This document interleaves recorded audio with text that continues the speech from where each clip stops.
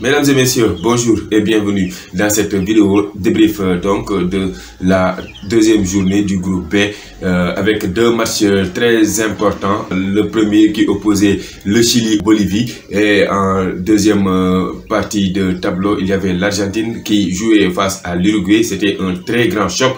Mais avant de parler de ce match-là, nous allons parler du match qui a opposé le Chili au Bolivie. Donc les Chiliens, la bande à Vidal et Vargas qui a évolué en 4-3-3 au stade Arena Pantanal a vu tous les jours cadres de cette équipe-là chilienne jouer comme Claudio Bravo, il y a eu Maripan, Gary Medel, mais également on peut noter donc Aranguiz qui a également joué et Vidal.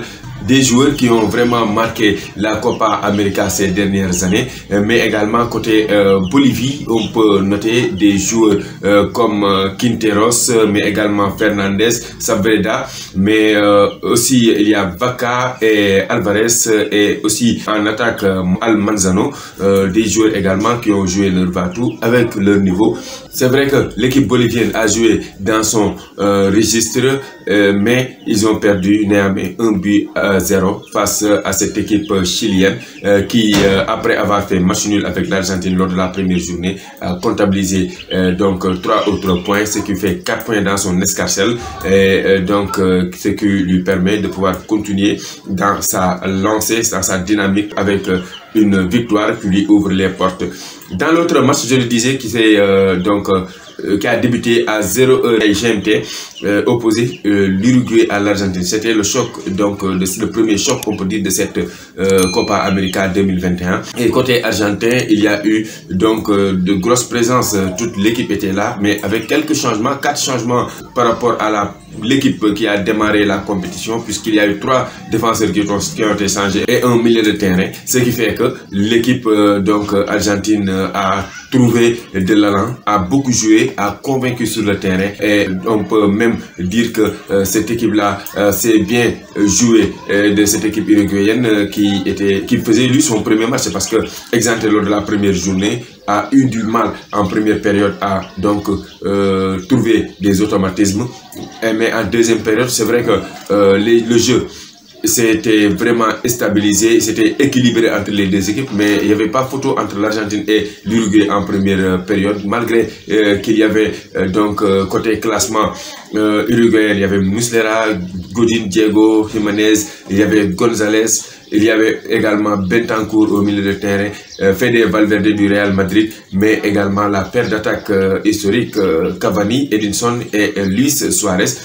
Ils n'ont pas pu trouver la faille face à une défense expérimentée de l'Argentine, alors qu'on a noté également côté uruguayen beaucoup de failles sur la défense que l'entraîneur Tabarez Silva devra améliorer s'il veut vraiment aller loin dans cette compétition-là. À savoir aussi que c'est une équipe vieillissante qu'il faudra rajeunir s'ils veulent espérer gagner une Copa América, parce que il y a la paire d'attaque Cavani Suarez, trentenaire, 35 ans et 34 ans, donc c'est une équipe qui est vraiment vieillissante et qu'il faudra batailler dur pour gagner la Copa América. Côté Argentine aussi, il y a eu de très grands joueurs. Il y a Martinez dans les buts qui a été impérial, mais également Molina et Romero, Otamendi, Acuna, De Paul. On va s'arrêter sur lui. De Paul qui a été vraiment fantastique, présent dans les duels. Il a été vraiment un peu partout. Il a aussi bataillé au milieu de terrain, mais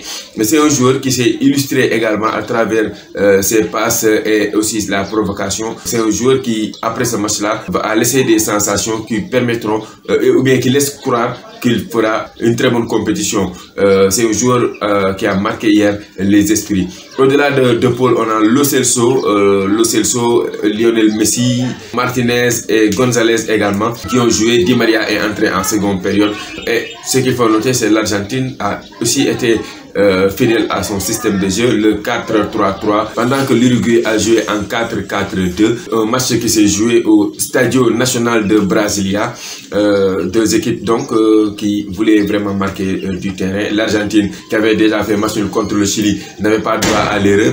Et heureusement que les coéquipiers de Lionel Messi ont su donc marquer le territoire et gagner ce match-là sur la plus petite des marques, 1-0. Mais l'Uruguay devra se rattraper. Il est vrai que c'est le début de la compétition pour les Uruguayens, mais il faudra qu'ils se rattrapent lors du prochain match pour ne pas avoir de mauvaises surprises ou bien être dos au mur et être forcé de gagner les prochains matchs pour se qualifier en quart de finale. Instant information, mesdames et messieurs, nous allons voir Momad Seck avec le journal de la Copa América. Momad, à toi.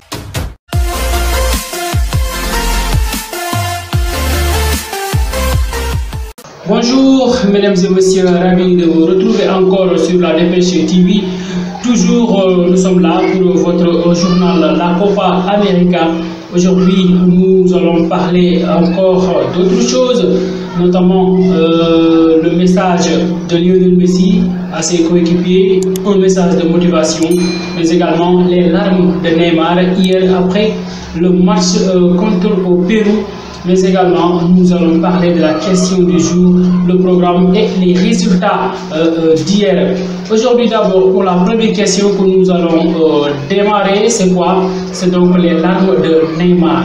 Neymar, pourquoi tu as pleuré Neymar en conférence de presse? Voilà ce qui s'est demandé hier nuit après donc le match qu'ils ont gagné 4-0. Et vous le voyez, le Brésil qui confirme sa suprématie après avoir battu Venezuela au match inaugural 3-0.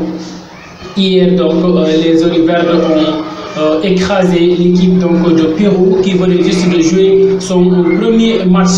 Mais en conférence de presse, le numéro 10 du Brésil, Neymar, fondé en larmes. Pourquoi?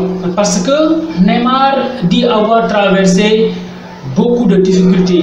Neymar aime son pays, raison pour laquelle il a imaginé comment il est passé.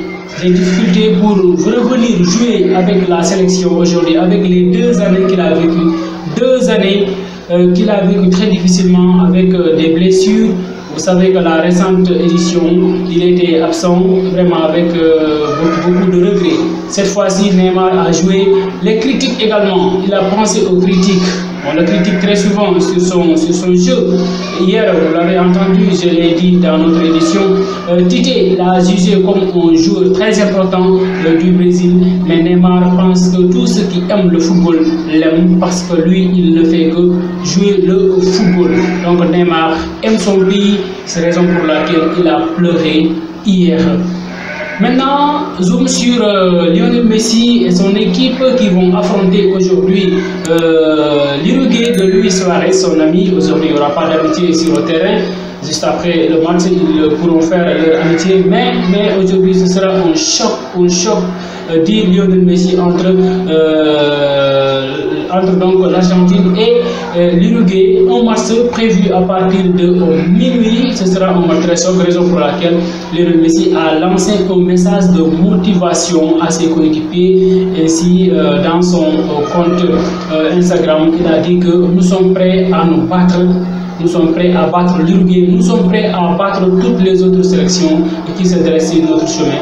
Donc nous sommes prêts à battre l'Uruguay aujourd'hui. Mais attention, Lionel Messi, tu seras face à deux ténors, Edinson Cavani et Luis Suarez. Ces 2 joueurs ne sont pas faciles à manier. Donc ce sera un match très attendu aujourd'hui à partir de minuit. On est arrivé au niveau du programme et résultats. Comme vous le savez, dans la poule B hier, le Brésil a joué sa deuxième journée, qu'il a bien réussi vraiment avec un succès, un large succès sur Pérou qui venait de jouer son premier match 4-0. Donc le Brésil est premier dans cette poule. L'équipe de la Colombie qui a été tenue en échec par Venezuela, une bonne équipe vénézuélienne vraiment, qui a résisté hier face à Carlos Bacca, Muriel et Jeremina. Vraiment 0 but partout. Donc Brésil est premier, Colombie est deuxième, Venezuela est troisième, et Pérou et l'équipe de l'Équateur sont derrière. Aujourd'hui, pour le programme, à partir de 21h, il y aura donc l'équipe de la Bolivie qui va jouer contre Chili. Chili donc d'Arturo Vidal qui avait raté un penalty, si vous le souvenez, vraiment lors de la première journée. Vraiment, c'est Vargas qui avait même inscrit le but contre l'Argentine. À partir de minuit, il y aura donc le choc Uruguay qui était exempté lors de la première journée dans cette poule A. Et il fera face à l'équipe de Lionel Messi. Voilà, la question du jour, mesdames et messieurs, devinez c'est quoi? Quel est le pays qui a remporté le premier trophée de la Copa América? Devinez qui? C'est qui? C'est l'équipe de Luis Suarez, l'Uruguay. C'était en 1916. La première édition a eu lieu en 1916. C'était donc l'Uruguay qui l'avait remporté. La deuxième édition également en 1917 est tombée dans les filets de l'Uruguay. Donc l'Uruguay a remporté les 2 premières éditions de cette compétition sud-américaine qui s'est divisée en 2, on le précise, l'Amérique du Sud. Dans l'Amérique du Sud, donc il y a Amérique du Nord, donc les 2 parties. C'est comme ça, c'est réparti donc les poules. Voilà, les poules qui sont au niveau du Nord et la poule qui est au niveau du Sud. Voilà, on est arrivé au terme de notre journal. Je vous laisse entre les mains de Mohamed Diop. Merci Momasek pour ces informations qui tournent autour de la Copa América. Très bonnes informations.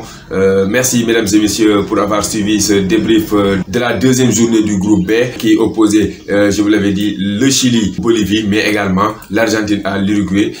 Nous vous donnons rendez-vous très bientôt pour d'autres débriefs. En attendant, si vous n'êtes pas abonné, c'est le moment de le faire et de cliquer sur la cloche de notification pour ne rater aucune de nos prochaines vidéos.